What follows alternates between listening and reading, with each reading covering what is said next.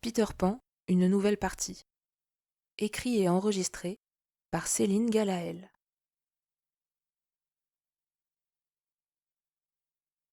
Tous les enfants grandissent. Peter Pan le savait bien. Pourtant, il n'aurait jamais pu prévoir ce qui pouvait arriver lorsqu'un enfant bien précis cessait d'en être un. Wendy, Moira, Angela, Darling. Tel était le nom qui fit prendre à la vie de Peter un tournant décisif. Le nom qui allait le hanter pour l'éternité. Et l'éternité, quand on vit au pays imaginaire, c'est long. Très long. Peter aurait aimé la retenir, la convaincre de rester avec lui. Il l'aurait entraînée dans de fabuleuses aventures sur cette île magique où jamais l'on ne grandit. Le problème était bien là. Wendy voulait grandir. Lui qui avait choisi l'éternelle enfance n'était pas en mesure de comprendre la décision de Wendy. De son point de vue, l'enfance était la plus merveilleuse aventure qui soit, bercée de rires, d'aventures, de belles histoires. Rien en lui ne pouvait imaginer l'attrait d'une vie de grande personne. Il savait néanmoins qu'il ne parviendrait pas à raisonner son ami sur ce point, alors il les avait raccompagnés, elle et ses frères. Le chemin depuis le pays imaginaire était long, et après leur dernière bataille contre Crochet et ses pirates, les trois petits darlings, qui n'avaient pas l'habitude de telles péripéties, s'étaient assoupis, blottis les uns contre les autres. Ni Peter ni les garçons perdus n'avaient eu le courage de les réveiller. Plus exactement, aucun ne voulait avoir à leur dire au revoir. Alors, arrivé à Londres, Peter prit un à un les enfants dans ses bras et vola jusqu'à leur chambre. D'abord Michel, puis Jean, qu'il posa dans leur lit, et enfin Wendy, qu'il installa près du rebord de la fenêtre. Ce n'était pas très confortable, certainement, et il n'aurait eu aucun mal à la porter jusqu'à son lit, elle aussi, mais alors il n'aurait pas pu la voir et la saluer une dernière fois avant de repartir. Peter ne comprenait pas pourquoi partir sans Wendy était si difficile, pourquoi il n'avait pas pu se résoudre à la mettre au lit alors même qu'il n'avait eu aucun mal à coucher ses frères. Les garçons perdus, eux, ne se souciaient pas le moins du monde des états d'âme de leur chef. Pour la première fois, ils étaient hors du pays imaginaire. Les voiles du navire ne demandaient qu'à se laisser pousser par ce nouveau vent d'aventure qui soufflait dans les rangs de ces jeunes moussaillons. « Qu'est-ce qu'on fait maintenant » demanda l'un. « On va quand même pas déjà rentrer, dit » ajouta un autre. « Il y a tellement de choses à voir ici » argumenta un troisième. Évidemment, Peter aurait pu jouer de son autorité sur eux pour les faire taire et reprendre la route en sens inverse. Mais ils avaient raison. L'occasion était trop belle pour qu'ils puissent leur refuser ce plaisir. « Très bien, » concéda-t-il, « mais interdiction de se poser ou de quitter le navire. » Et tandis que le Jolly Roger mettait le cap vers les mers étoilées du monde réel, son capitaine regarda une dernière fois vers la fenêtre de la chambre des enfants Darling. Le cœur de l'adolescent se serra un instant. Après tout, cette petite traversée dans les nuages avec les garçons était une excellente idée. Peter ne se sentait pas encore prêt à rentrer sur l'île sans Wendy. Peut-être que ce voyage lui permettrait de retrouver son entrain habituel. Peut-être même qu'il parviendrait à oublier. Oublier quoi? Il n'en savait rien. Mais oublier tout de même. Combien de temps voguèrent-ils ainsi dans les cieux du monde réel? Plusieurs jours, plusieurs semaines peut-être. Ce genre de détails insignifiants les préoccupait bien peu. Jusqu'où étaient-ils allés? Aucun moyen de le savoir. Les cartes qu'ils avaient dénichées dans la cabine de Crochet s'arrêtaient aux frontières du pays imaginaire. Qu'avaient-ils vu? Des choses qui nous paraîtraient probablement banales pour nous qui les voyons tous les jours, mais tellement extraordinaires pour ces garçons. Perché sur une branche de l'arbre du pendu, Peter repensait souvent à son retour sur l'île. Il aurait aimé garder le navire et pouvoir repartir dans les airs.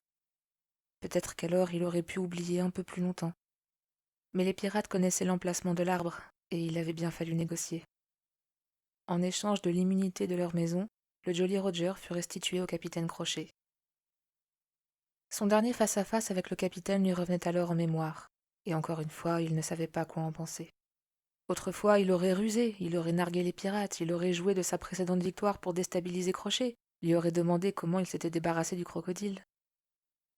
Il n'en fit rien, se contentant de marchander. S'ils en furent surpris, ils ne le montrèrent pas. Les garçons, en revanche, étaient totalement perdus, démunis face à l'étrange attitude de leur chef, qu'ils ne parvenaient plus à reconnaître. « Allez, Peter, viens jouer » proposa un premier. « S'il te plaît » implora un deuxième. « Ça fait tellement longtemps qu'on ne s'est pas amusés tous ensemble » reprocha un troisième. Quoi qu'il fasse, Peter demeurait hermétique, et chaque tentative se soldait par un cuisant échec. Peter Pan ne jouait plus, n'explorait plus, ne riait plus. Plusieurs fois, il eut l'idée de reprendre le chemin de Londres pour aller voir Wendy. Il n'en trouva jamais le courage. La quitter une fois lui avait fait tant de mal. Comment aurait-il pu s'y résoudre une deuxième fois? De plus, il ignorait combien de temps était passé. Suffisamment peut-être pour que la jeune fille soit déjà devenue adulte. Peter savait qu'il ne supporterait pas une telle vision. Alors il abandonnait ses désirs de retrouvailles et essayait d'oublier encore plus.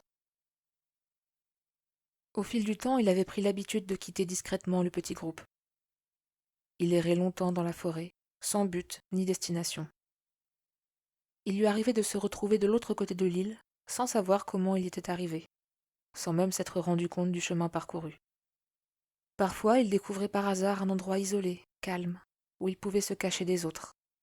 Alors il se hissait sur une branche haute, et camouflé par l'épais feuillage, il replongeait dans sa mélancolie.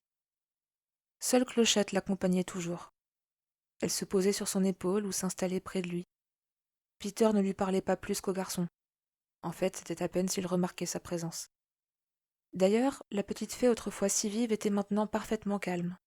Elle ne voltait plus en tous sens autour de lui, ne faisait plus de bêtises pour tenter de le faire rire, ne lui tirait plus les cheveux pour attirer son attention.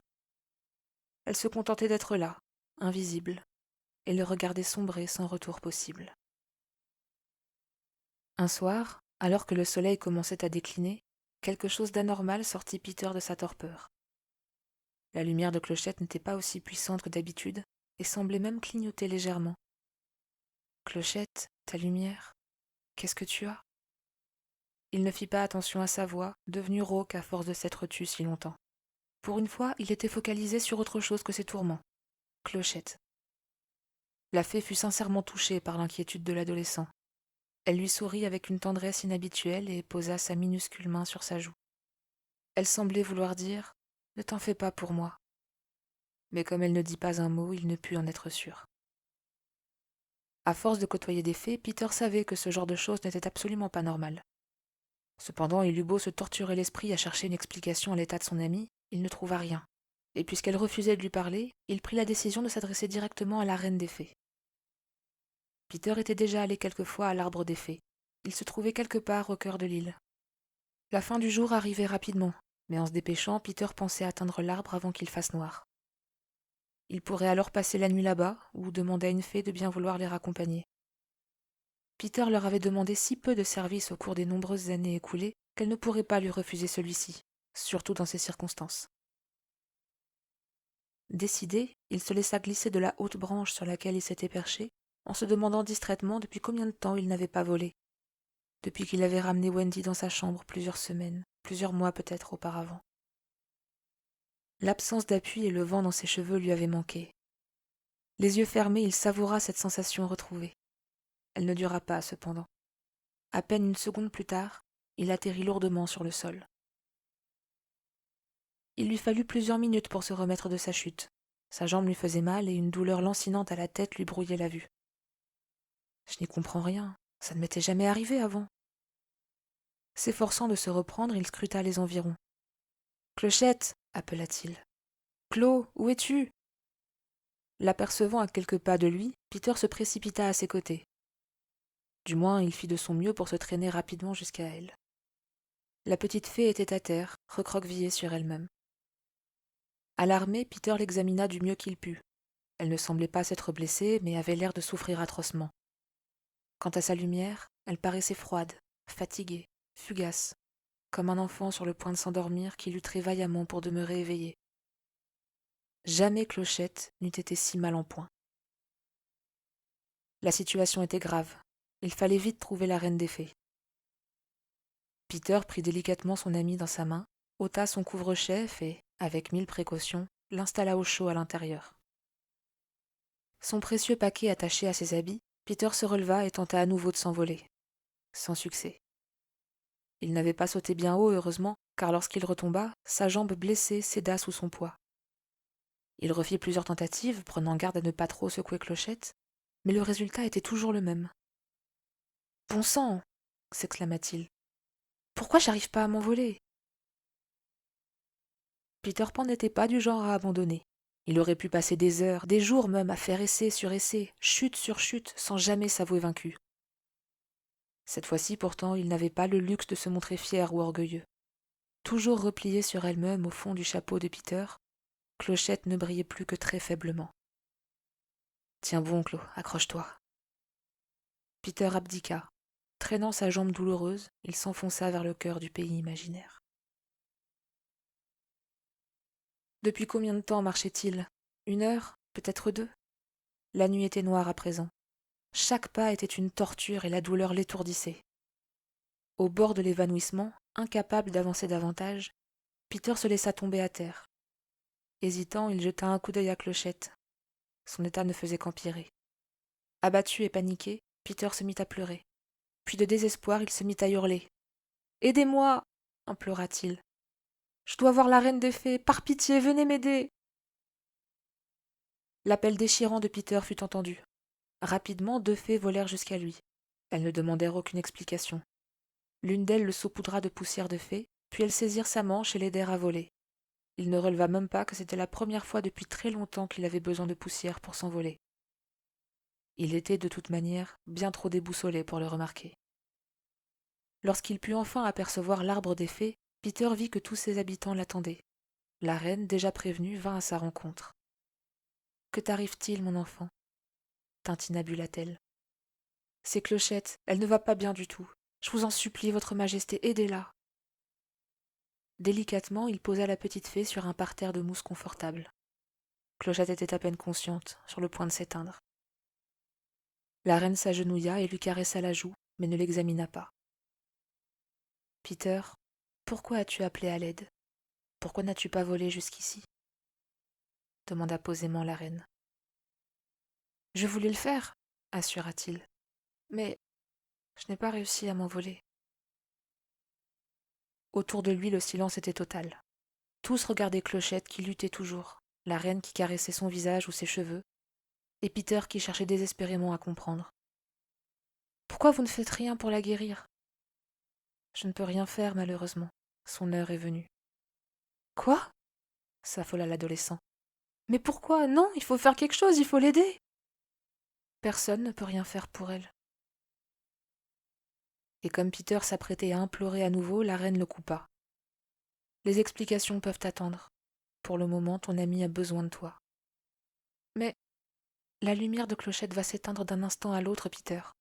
Tout ce que je peux faire, c'est vous laisser seul pour vous dire au revoir. » Serrant douloureusement ses poings, il acquiesça. Une fois les fées remontées dans l'arbre, Peter se pencha sur Clochette. Il était désespéré, impuissant et profondément malheureux. À son tour, il caressa ses cheveux blonds du bout des doigts. « Je suis désolé, Clochette, » murmura-t-il, le visage baigné de larmes. « Je suis tellement désolé. » Cette nuit-là, la fée Clochette s'éteignit à tout jamais, et de partout au pays imaginaire, on entendit résonner les sanglots de Peter Pan. Le soleil était déjà levé quand Peter s'en alla. Dire adieu à Clochette était la chose la plus difficile et la plus douloureuse qu'il eût à faire. Ses yeux encore rouges attestaient des longues heures passées à pleurer. Heureusement, aucune fée n'avait eu l'indécence de lui demander comment il se sentait. On lui avait gentiment apporté quelque chose à manger et proposé de le raccompagner, mais Peter ne pouvait rien avaler et préférait rentrer seul. Alors on lui avait simplement indiqué la direction à suivre. Le chemin du retour fut pesant. Jamais auparavant Peter ne s'était senti aussi seul, ni aussi mal. Les événements de la veille tournaient encore et encore dans sa tête, y mélangeant tristesse et désespoir. Un détail lui revint, auquel il n'avait pas pris le temps de réfléchir. Il n'avait pas réussi à s'envoler. Ce constat fort peu réjouissant en amena un autre bien pire. Peter était désormais incapable d'avoir la moindre pensée agréable. Dans son esprit, tout était noir. L'ultime petite lumière qui y persistait avait disparu cette nuit. Malgré lui, l'image de Wendy lui revint en mémoire, cruelle, vicieuse, sournoise. Lui qui ne pouvait plus voler, n'avait désormais plus aucun espoir de la revoir. Sans Clochette, sans pensée agréable, sans le pouvoir de voler, sans espoir, Peter Pan ne se sentait plus Peter Pan. bien trop vite à son goût, ses pas le menèrent à l'arbre du pendu. Quand il entra dans la pièce, les garçons perdus étaient tous présents et inquiets. Pourtant, aucun n'osa poser de questions. De toute façon, ils savaient qu'ils n'auraient pas eu de réponse. Peter passa toute la journée dans son lit, les yeux dans le vide. Et la journée suivante également, et celle d'après. De temps à autre, quand il parvenait à s'endormir, on pouvait l'entendre pleurer et gémir le nom de la petite fée. Plus rien ne semblait pouvoir exister pour lui. Pour le petit prince du pays imaginaire, les jours se suivaient et se ressemblaient. Les garçons perdus, eux, se rendaient compte de certaines choses que l'apathie de leur chef l'empêchait de remarquer. Par exemple, leurs vêtements devenaient plus petits. Pourquoi, comment, ils n'en avaient aucune idée. Mais il était indéniable qu'ils ne rentreraient bientôt plus dans leurs costumes. Évidemment, ils finirent par comprendre que ce n'étaient pas leurs vêtements qui devenaient trop petits pour eux, mais eux qui devenaient trop grands pour leurs vêtements. Ils grandissaient. Un matin, alors qu'il voulait essayer d'en parler avec son chef, le frisé vit avec horreur que Peter Pan aussi était concerné par ce changement. Ses oreilles pointues s'arrondissaient, et un petit duvet moustachu venait assombrir son visage. Totalement alarmé, il en parla aux autres garçons. « Il faut faire quelque chose, » dit l'un. « Qu'est-ce qui va nous arriver » questionna un autre. « On va tous mourir » paniqua un troisième. « Ça suffit » s'écria la plume. « On va aller voir les Indiens. Peut-être qu'ils pourront nous expliquer ce qui se passe. » Tous les 6 jetèrent un coup d'œil à Peter, toujours immobile dans son lit, sourd à leur tourment. Ils espéraient pourtant qu'il réagisse, qu'il leur vienne en aide. En vain. Les garçons avaient toujours suivi Peter. Ils lui avaient toujours obéi et étaient toujours restés dans son ombre. Sans leader, ils étaient véritablement perdus. Aucun d'eux ne voulait prendre sa place, même temporairement. Cette fois-ci, pourtant, la situation était trop grave, et face à une telle urgence, ils ne pouvaient pas se permettre d'attendre. La plume s'imposa alors comme le nouveau meneur du petit groupe. « On doit y aller sans lui », décida-t-il. Chez les Indiens aussi, il y avait eu du changement. Lily la tigresse avait pris la suite de son père à la tête de la tribu. En d'autres circonstances, Peter aurait certainement fait le déplacement pour la féliciter et fêter son nouveau statut tous ensemble. À l'approche du village, l'absence de leur chef pesait sur les garçons. « Visage pâle, quoi vous faire ici ?» Le petit groupe sursauta à l'unisson. Heureusement, les Indiens connaissaient bien les garçons perdus et les escortèrent jusqu'à Lily sans trop poser de questions. La jeune peau-rouge écouta attentivement le récit des garçons. Leur retour de Londres, l'état de Peter, la disparition de la fée Clochette, les étranges changements physiques. « Vous dites que Peter Pan est en train de grandir ?» Il répugnait à cette idée, mais devait bien l'admettre. « On dirait bien, oui, » reconnut la plume. « Dans ce cas, je ne peux pas vous aider, mais je sais qui peut le faire. Vous devez aller voir les pirates. » Les garçons étaient sous le choc. « Les pirates ?» s'étonna l'un. « Mais Crochet va nous tuer ?» s'alarma un autre. « Peter n'acceptera jamais » affirma un troisième. Lily insista. S'ils voulaient des réponses, c'était leur unique solution. L'optique d'avoir affaire à Crochet et à son équipage les terrifiait, d'autant que Peter n'était absolument pas en état de lui tenir tête. Leur décision était prise, ils n'iraient pas voir le maudit capitaine. Pendant le trajet retour, ils passèrent leurs options en revue. Peter en savait sûrement plus qu'eux, mais ils n'avaient plus espoir de le faire parler. Leur visite aux Indiens n'avait pas été très instructive. Les pirates étaient définitivement une très mauvaise idée. Les sirènes ne devaient pas savoir grand-chose, ne s'occupant que d'elles-mêmes. Les fées, peut-être. Ils ne connaissaient pas le chemin pour aller jusqu'à elles, mais finiraient bien par en trouver une qui accepterait de leur donner des explications. Ils en étaient à faire la liste des endroits où ils auraient le plus de chances de rencontrer l'une de ces créatures quand ils arrivèrent à l'arbre du pendu. À l'intérieur, une surprise peu envieuse les attendait. Les pirates étaient là, et ils tenaient Peter Pan. « Suivez-nous » grogna l'un d'eux. « Le capitaine veut vous voir. » La plume analysa rapidement la situation. Peter était hors jeu, il n'avait aucune arme, aucune possibilité de fuite, et rien pour marchander. « Pourquoi » s'enquit-il bravement. L'adulte le menaça de son sabre. « Tu verras bien. » Pris au piège, les garçons n'eurent d'autre choix que d'obtempérer et laisser les pirates les conduire jusqu'à leur navire. Sur le pont, Monsieur Mouche les attendait. Remarquant les sabres et couteaux de ses congénères pointés sur les enfants, il fronça les sourcils. « Le capitaine vous a dit d'aller les chercher, pas de les capturer !» Les pirates baissèrent leurs armes, mais ne se montrèrent pas le moins du monde désolés. Les garçons ne comprenaient pas ce qui se passait. Quant à Peter, il semblait à peine intéressé. « Peter Pan, » reprit gentiment Monsieur Mouche, « le capitaine voudrait te voir, seul à seul. » Les garçons auraient voulu l'aider, mais n'en avaient pas la possibilité. Peter suivit le fidèle second, mécaniquement, et entra dans la cabine. Crochet était calmement installé à son bureau face à la porte. « Tu vas me tuer, Crochet ?» demanda Peter, les yeux plantés dans ceux du capitaine. Sa voix était basse, rauque, et bien plus grave qu'à l'accoutumée. Lui aussi était calme, d'un calme résigné. Le premier coup n'avait pas encore été porté, mais lui avait déjà déposé les armes. Il se rendait. « Je ne vais pas te tuer, Peter. Je n'en ai pas besoin. La partie est finie et tu as perdu. » « Je n'ai pas perdu. Je n'ai plus envie de jouer. C'est justement pour ça que tu as perdu. » D'avance las de la conversation qui allait suivre, l'adolescent se laissa tomber sur le siège le plus proche, sous l'œil inquisiteur du capitaine.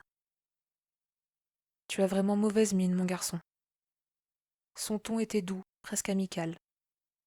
Peter se contenta de hausser les épaules. Il ne s'en souciait pas le moins du monde. « Je te présente mes condoléances pour la perte de la fée Clochette. » Peter serra les poings. « Comment sais-tu pour elle ?» accusa-t-il. « Tu ressembles de moins en moins à un enfant. Cela ne peut être causé que par sa mort. Les fées ne t'ont rien expliqué ?» Il repensa à ce soir-là à l'arbre des fées. La reine lui avait proposé de lui expliquer, mais il n'avait pas eu le courage d'y retourner. Il n'avait donc pas pu entendre ses explications. « Non. En fait, je n'ai pas pu demander. » « Dans ce cas, je pense être le mieux placé pour te raconter. » Comprenant son désarroi, il ajouta : « Je suis passé par là. Je sais ce que tu vis. » Et Crochet raconta. Et Peter écouta. « J'étais comme toi avant. Et ce n'est pas qu'une image. J'étais toi. Un enfant qui jouait, volait, se battait contre les pirates et ne grandissait pas. J'étais le prince du pays imaginaire. » Peter n'arrivait pas à imaginer que le capitaine Crochet ait eu la même enfance que la sienne. Il l'aurait bien interrogé pour en savoir plus, mais celui-ci continua. « Un jour, tout s'est arrêté. J'ai perdu le goût du jeu, mes pensées agréables se sont envolées, et moi je suis resté coincé au sol. Ensuite, ma fée s'est éteinte, et j'ai grandi. Mes gars et moi sommes devenus des adultes, des pirates. » L'adolescent n'en croyait pas ses oreilles. L'homme qui lui faisait face avait exactement la même histoire que lui. Contemplait-il ce que lui-même était en train de devenir ? T'es-tu déjà demandé comment fonctionne le pays imaginaire ? Pourquoi les enfants ne grandissent pas alors que les Indiens vieillissent et meurent ? Non. Très bien. Que sais-tu des fées ? Tous les habitants du pays imaginaire savent que les fées naissent du premier éclat de rire d'un bébé. En revanche, bien peu sont au courant que leur magie venait de l'enfance elle-même. C'est pourquoi il y a des enfants sur l'île. Leur rire, leur jeu alimentent la magie. En échange, elles bloquent le développement de ces enfants pour les maintenir à un âge auquel jouer est leur unique préoccupation. La fée Clochette et toi aviez un lien particulier. Elle est née de ton rire, et puisque tu vis ici, elle ne tenait sa magie que de toi. C'est également elle qui te permettait de rester enfant, ce qui, par la même occasion, empêchait les autres enfants de grandir. Quand tu as arrêté de jouer et de rire, elle s'est affaiblie et s'est finalement éteinte. Alors, c'est de ma faute si elle... Peter se sentit soudain atrocement coupable. Tous les enfants grandissent, Peter. Il n'y a pas d'exception. Les fées en sont parfaitement conscientes. D'ailleurs, je suis sûre qu'elle n'a pas cherché à te prévenir. C'était vrai. Clochette était restée à ses côtés jusqu'au bout, mais n'avait rien dit. Elle a simplement attendu que les choses arrivent, profitant de ses derniers moments avec lui. On ne peut rien faire pour empêcher que ça arrive, pour que je ne devienne pas un adulte. Crochet attrapa un miroir qu'il tendit à Peter. Désolé, petit, c'est trop tard. Peter observa pour la première fois sa nouvelle apparence. C'était déconcertant, effrayant aussi. Passant sa main dans sa barbe naissante, il revint sur un point abordé par le capitaine. Tu as dit que j'avais perdu. En effet, je t'ai dit que pour les enfants, seul le jeu compte. Ici, nous sommes le jeu. Les gentils enfants contre les méchants pirates. Quand les enfants grandissent, les adultes gagnent. Toi et tes petits copains avaient grandi, donc nous avons gagné. Tu n'as pas l'air content pourtant. L'adulte parut soudain nostalgique. Je te l'ai dit, je suis passé par là. Ce que tu ressens, je l'ai ressenti aussi. De ce fait, je sais que ce n'est pas plaisant. Pour tout te dire, je suis surtout soulagée. Pourquoi? As-tu une idée du temps que j'ai passé sur cette maudite île? Ça fait une éternité que nous sommes coincés ici. On ne peut pas aller plus loin que les frontières du pays imaginaire, et crois-moi, il n'y a rien de très intéressant à voir là-bas. Maintenant que cette partie est terminée, nous allons enfin pouvoir quitter cet endroit. Capitaine, interrompit Monsieur Mouche en entrant dans la cabine. Excusez-moi, capitaine, c'est l'heure. Sur le pont, plusieurs fées semblaient attendre. Les pirates déposèrent leurs armes et les tendirent aux enfants. Crochet, lui, retira son tricorne et l'offrit à Peter. C'est ton tour maintenant, capitaine. Les doigts glissant sur la longue plume blanche qui ornait le chapeau de Crochet, Peter ne put retenir la question qui lui brûlait les lèvres. Comment elle s'appelait? C'était l'unique renseignement que le capitaine ne lui avait pas donné. Et s'il avait vraiment vécu la même chose que lui... Lizzie, répondit-il tristement. Elle s'appelait Lizzie. Peter se dit vaguement qu'un jour, lui aussi prononcerait le prénom de Wendy avec la voix teintée de cette même tristesse. Les fées saupoudrèrent les pirates, et comme elles l'avaient fait pour Peter dans la forêt, les aidèrent à s'envoler. Adieu, Peter Pan, salua Crochet. Adieu, James Crochet, murmura Peter, presque comme un remerciement. Coiffé du tricorne de Crochet, Peter regardait les pirates disparaître au loin. Il était calme et se sentait étrangement serein. Je ne m'étais jamais demandé d'où ils venaient, confia la plume. Pour être honnête, moi non plus. Où crois-tu qu'ils vont aller maintenant? Aucune idée. Quelque part où vivre sera une aventure plus belle qu'ici, j'espère. La plume aurait voulu dire beaucoup de choses, mais avait peur que Peter s'enferme à nouveau dans son mutisme. Alors il amorça un mouvement pour s'éloigner. Au fait, le stoppa Peter. Merci. Tu as fait du très bon boulot avec les autres quand j'étais... Enfin, quand je n'étais pas là. Merci, Peter, souffla-t-il avec gratitude. Lui qui n'était même pas sûr que leur chef ait prêté attention à ce qui se passait autour de lui, était sincèrement touché. Alors, qu'est-ce qu'on fait maintenant, capitaine Pan? Demanda-t-il pour briser le long silence qui s'installait. Au même moment, une petite forme commençait à se dessiner à l'horizon. Peter saisit la longue-vue abandonnée par les pirates et y regarda de plus près. Il s'agissait d'une petite sphère lumineuse tenant le pyjama d'un bébé pour l'emmener sur l'île. Si Peter était le successeur de Crochet, cet enfant était certainement son successeur à lui. Lorsqu'il abaissa sa longue-vue, Peter Pan sourit pour la première fois depuis longtemps. Un sourire presque cruel. Un sourire de pirate. Maintenant, monsieur la plume, on se prépare pour une nouvelle partie.